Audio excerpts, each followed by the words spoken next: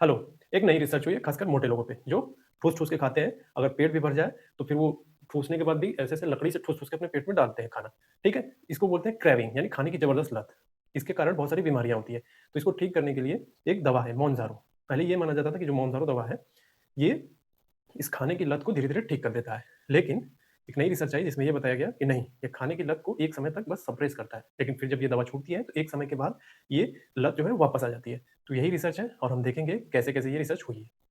देखिए, साइंस दिल्ली में ये रिसर्च हुई है। तो यूनिवर्सिटी कहाँ हुई है? ये university of Pennsylvania school of medicine. अब ये कहाँ है? वो देखिए।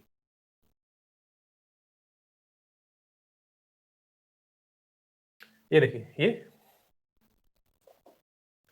यूनाइटेड स्टेट में ये पेंसिल्वेनिया स्टेट है और पेंसिल्वेनिया स्टेट में एक सिटी है फिलाडेल्फिया। तो फिलाडेल्फिया में यूनिवर्सिटी है। कैंपस देखते हैं। ये देखिए कैंपस है। फ्यूचर में अगर एडमिशन लेना हो तो विजिट कर सकते हैं। ये पूरा कैंपस है। अब आते हैं उस रिसर्च पे। अब हम रिसर्च को देखेंगे। देखिए, पहले क्या माना जाता था कि ये जो मोनजारो मेडिसिन है, वो क्रेविंग को खत्म कर देता है। ठीक है? और ये जीएलपी-1 मेडिसिन से जुड़ा हुआ है। क्रेविंग का मतलब होता है खाने की लत। आप देखेंगे कुछ लोग होते हैं जो खाना खाते ही रहते हैं। उनको भूख उनकी खत्म नहीं होती। मतलब पेट भर जाएगा लेकिन खाने की बीमारी उनको लगी रहेगी, लत लगी रहती है। तो अब आप पूछेंगे कि समस्या क्या है? देखिए, समस्या ये है फूड नॉइज़ और binge eating disorder. Food noise का मतलब आप समझेंगे, बिंज ईटिंग डिसऑर्डर का भी मतलब अभी हम समझेंगे। देखिए, फूड नॉइज़ का मतलब ये होता है कि आप जो है एक नॉर्मल भूख होती है, हमारे ब्रेन को सिग्नल मिलता है कि आपको भूख लगी है। आप उठते हैं, खाना खाते हैं, फिर आपको लगता है कि आपका पेट भर गया है, ठीक है? लेकिन फूड नॉइज़िंग में क्या होता है कि जब आप खाना खा लेते हैं, आपका पेट भर जाता है, लेकिन आपके दिमाग में उस हमेशा खाने के बारे में चलता रहता है, शोर जैसा हो जाता है। एक तो होता है कि नॉर्मल आपको बोला गया, आपके ब्रेन ने आपको सिग्नल दिया, एक ऐसा और एक कंडीशन ऐसी होती है जो बार-बार आपको सिग्नल देता ही रहता है, बार-बार, तो उसको नॉइज़ की कंडीशन बोला जाता है कि आप खाने के बारे में हमेशा सोचते रहते हैं, तो इसको फूड नॉइज़िंग बोला जाता है। अब बिंज ईटिंग डिसऑर्डर क्या होता है? बिंज ईटिंग डिसऑर्डर में क्या होता है कि आप बहुत सारा खाना भ भ भ भर के खूब खाते हैं। मतलब आप खाना आपका पेट भर गया लेकिन फिर ये junk food, fried rice, sandwich ये सब खाते रहते हैं। आपको ये सिग्नेचर है आपका कि आप ये सारे खाना देख के अपने आप को कंट्रोल नहीं कर पाते हैं। तो उसको बिंज ईटिंग डिसऑर्डर बोला जाता है। देखिए, अमेरिका में जो अपने आप को बहुत ज़्यादा डेवलप्ड कंट्री बोलता है कि हम सुपर पावर है, उनमें वहाँ के लोगों में 3 मिलियन यानी लगभग 30 लाख लोगों में बिंज ईटिंग डिसऑर्डर है। वो इससे गुज़र रहे हैं और जो मोटे लोग होते हैं, उन मोटे लोगों में भी 60% लोग फूड नॉइज़ फूड नॉइज़ से जूझ रहे हैं। क्योंकि हमारे ब्रेन के 2 पार्ट होते हैं। 2 पार्ट में वो भी हाइपोथैलेमस और न्यूक्लियस एक्यूम्बेंस। हाइपोथैलेमस क्या करता है? आपको कितना खाना खाना है, कब खाना है, ये हाइपोथैलेमस आपका कंट्रोल करता है इस चीज़ को। और न्यूक्लियस एक्यूम्बेंस क्या करता है? ये जुड़ा होता है आपके खाने के स्वाद से, आपको कितना आनंद आ रहा है और एक क्रेविंग से, मतलब खाने की लत से। ये कंट्रोल करता है ये सारी चीज़ें, न्यूक्लियस एक्यूम्बेंस और हाइपोथैलेमस। हाइपोथैलेमस खाना कितना खाना है, कब खाना है, कैसे खाना है, ये सारी चीज़ें हाइपोथैलेमस तय करता है। अभी हम इसका फिगर देखेंगे। ये देखिए, ये ब्रेन का स्ट्रक्चर है, एनाटॉमी है और ये न्यूक्लियस एक्यूम्बेंस कहाँ पे है वो आपको देखना है बस, किस हिस्से में है वो देखना है। ये है हाइपोथैलेमस। कब खाना है, खाना कितना खाना है, ये सारी चीज़ें इस हिस्से से रेगुलेट होती है। देखिए, ये मोनजारो ट्रिज़ेपेटाइड एक मेडिसिन है। कैसी मेडिसिन है? एक इंजेक्टेबल मेडिसिन है। ये करता क्या है? ये रिवॉर्ड सेंटर की एक्टिविटी को कम कर देता है, जिसकी वजह से ये फूड क्रेविंग कुछ समय के लिए गायब हो जाता है। अब आपके मन में सवाल आ रहा होगा, ये रिवॉर्ड सेंटर क्या है? अभी आपने देखा था। रिवॉर्ड सेंटर ये होता है न्यूक्लियस एक्यूम्बेंस। किस चीज़ से जुड़ा है? क्रेविंग से, स्वाद से, मज़े से, इन सब चीज़ों से जुड़ा हुआ है। तो जब वो मोनजारो मेडिसिन लिया जाता है, तब ये रिवॉर्ड सिस्टम को, ये जो क्रेविंग सिस्टम है, उसको कम कर देता है कुछ समय के लिए। तो देखिए रियल स्टडी कैसे हुई। एक 60 साल की महिला थी, ठीक है? वो गंभीर मोटापे से गुजर रही थी और उनके दिमाग में बार-बार फूड नॉइज़ हो रहा था, ठीक है? फिर उनको उन पर किया क्या गया? ये फूड नॉइज़ से गुजर रही थी, ये बैरियाट्रिक सर्जरी से गुजरी, मेडिसिन लिया, सब कुछ फेल हो गया। देखिए, बैरियाट्रिक सर्जरी का मतलब समझिए क्या होता है?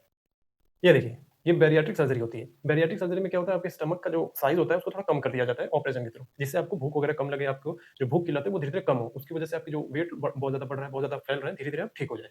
ठीक है? ये होती है बैरियाट्रिक सर्जरी। तो बैरियाट्रिक सर्जरी, मेडिसिन सारी चीज़ें फेल हो गई, ये स्टडी में देखा जा रहा है। और ब्रेन में उसके बाद किया क्या गया? ब्रेन में आईईईजी इलेक्ट्रोड्स लगा के आपके ब्रेन का सिग्नल देखा जा रहा था। आईईईजी का फुल फॉर्म है इंट्राक्रैनियल इलेक्ट्रोएन्सेफेलोग्राफी। देखिए फिर क्या हुआ, ये मोंजारो दवा है वो लिया गया और मोंजारो दवा लेने से क्या हुआ कि उनके ब्रेन की क्रेविंग सिग्नल शांत हो गई और फूड नॉइज़ गायब हो गया। लेकिन कुछ महीनों बाद ये देखा गया कि ये फूड नॉइज़, ब्रेन क्रेविंग जो क्रेविंग सिग्नल है वो वापस आ गया। यानी असर जो है मोंजारो का ये जो मोनजारो का असर था वो अस्थायी था, ये स्थायी असर नहीं पड़ा इसका। तो अब सवाल ये है कि इसमें डिबेट क्या है? देखिए, इसमें एक सपोर्ट साइड वाला है और एक क्रिटिक साइड है, मतलब एक सपोर्ट कर रहा है एक इस दवा का और एक इसका क्रिटिसिज्म कर रहा है। कि ये डॉक्टर केसी हेल्पन का कहना ये है कि ये जो दवा है दिमाग में, ये दिमाग में जो सर्किट सिस्टम है, जो क्रेविंग सर्किट सिस्टम है, उसको दबा देती है। तो इससे हमें बहुत ज़्यादा फ़ायदा मिलता है। लाखों लोगों में वज़न कम हुआ, शुगर कंट्रोल हुआ, इंसुलिन रेजिस्टेंस कम हुआ, फूड नॉइज़ कम हो गया। तो लोगों का कहना ये है कि ये दवा वरदान जैसा है। देखिए, अब क्रिटिक साइड क्या है? क्रिटिक साइड ये है कि ये दवा जो है इसका असर जो है अस्थायी है और ये ईटिंग डिसऑर्डर में एफडीए अप्रूव्ड नहीं है। एफडीए अप्रूव्ड नहीं है का मतलब ये है कि ये दवा ईटिंग डिसऑर्डर के लिए अप्रूव नहीं किया गया है। ये दवा केवल और केवल आप देखेंगे कि जो डायबिटीज़ टाइप 2 से गुज़र रहे होते हैं, उनके लिए है, जिनमें इंसुलिन नहीं बन रहा था, उनको ये दिया जाता है ताकि उनका ब्लड शुगर कंट्रोल हो सके। ये उसके लिए बना है। ये ईटिंग डिसऑर्डर के लिए एफडीए अप्रूव्ड नहीं है। ये क्रिटिक साइड है उनका। क्रिटिक साइड वालों ने ये भी बताया कि इसमें इसको लेने पे वॉमिटिंग होती है, मसल लॉस हो जाता है और गैल ब्लैडर इश्यूज भी उनमें देखने को मिलता है। सीधा सा मतलब ये है कि ये दवा स्थायी नहीं है, इसका असर जो है स्थायी नहीं होता है। तो सीधा सा मतलब इनका ये कहना था कि हम ये दवा अगर हम ले रहे हैं तब तक तो हम ठीक है, लेकिन अगर हम दवा छोड़ते हैं तो फिर से हमें समस्याएं शुरू हो जाती हैं। तो इसमें इंपॉर्टेंट बात क्या है? देखिए, हमें क्या मिला है और क्या कमी है। ये इसमें क्या मिला है कि क्रेविंग को कम कर देती है, यानी भूख की लत को कम कर देती है। लेकिन क्या कमी है इसमें? ये असर कुछ समय तक होता है और फूड नॉइज को कम कर देती है, लेकिन इसका परमानेंट क्योर नहीं है। और ब्रेड रिवॉर्ड का जो सर्किट सिस्टम है उसको शांत कर देता है, लेकिन ईटिंग डिसऑर्डर ट्रीटमेंट का ये विकल्प नहीं है। लेकिन फ्यूचर में क्या होने वाला है कि ब्रेन की क्रेविंग सिग्नल्स को सही समय पर रोकने के लिए ब्रेन स्टिमुलस टेक्नोलॉजी बनाई जाएंगी, ठीक है? और पर्सनलाइज्ड ओबेसिटी ट्रीटमेंट पे ध्यान दिया जाएगा। अभी मैं आपको वो दिखा देता हूँ फोटो जिसका आईईजी के बारे में मैंने बात की थी, उसका तस्वीर नहीं दिखाया। ये है इंट्राक्रैनियल इलेक्ट्रोएन्सेफेलोग्राफी। ये आपके ब्रेन में बहुत सारे वायर लगाते हैं और ब्रेन के सिग्नल्स देखते हैं। देखिए, खोपड़ी भी खोल के सिग्नल्स देखने की कोशिश करते हैं। ये इस टेक्नोलॉजी के द्वारा होता है। देखिए, जो मैं हमेशा बोलता हूँ, ये सीरीज जो चल रही है, इसके लगभग 100 वीडियोस बनेंगे ब्रेन पे। उसके बाद मैं टेक्नोलॉजी को ऐड करूँगा। ये चलता रहेगा, लेकिन टेक्नोलॉजी को भी ऐड करूँगा 100 वीडियोस के बाद। आपको क्या करना है, आपको अगर कोई नई-नई रिसर्च के बारे में आपको पता चलता है, तो आप कमेंट्स में उसके लिंक दीजिए, आप उसके बारे में बताइए। तो इससे क्या होगा कि थोड़ा कम्युनिकेशन बढ़ेगा और नई चीज़ें मुझे भी पता चलेंगी। अगर कुछ गड़बड़ी होती है, तो आप नीचे कमेंट में बताइए कि ये थोड़ा गड़बड़ हो गया है यहाँ पे, तो मैं उसको सुधारूँगा। ठीक है? तो जो मैं हमेशा बोलता हूँ, ये जो सीरीज़ चल रही है, वो मेल, फीमेल, ट्रांसजेंडर सबके लिए है। ये कोई बाउंडेशन नहीं है कि कोई एक वर्ग ही देखेगा, ये सबके लिए है। ठीक है? तो ये थी आज की रिसर्च। Thank you.